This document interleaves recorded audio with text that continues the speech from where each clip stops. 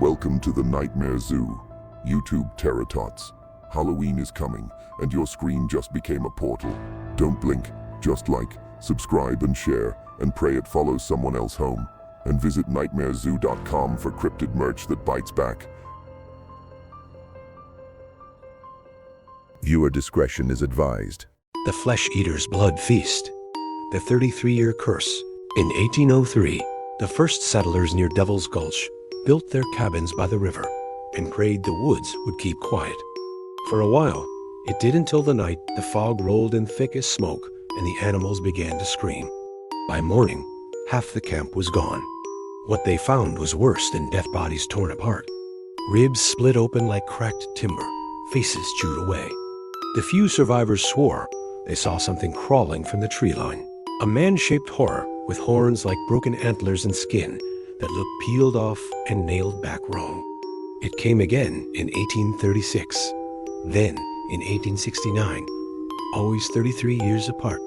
The townsfolk tried everything: fire, bullets, prayer. None of it mattered. The flesh eater always returned, always for 3 nights, always when the fog was thick enough to choke the moonlight.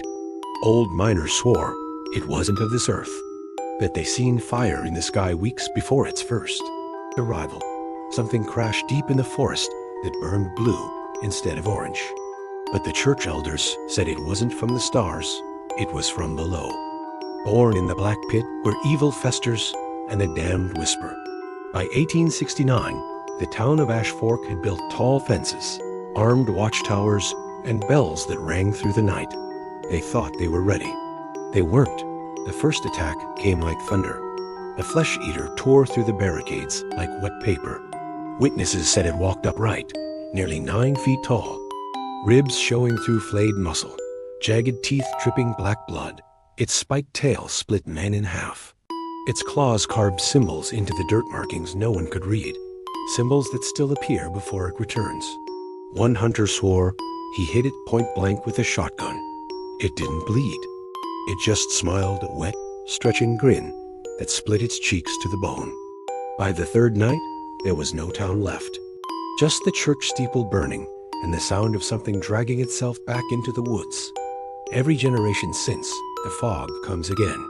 The bells rust, the graves sink deeper, and the whisper spreads across the valley. It's been 33 years.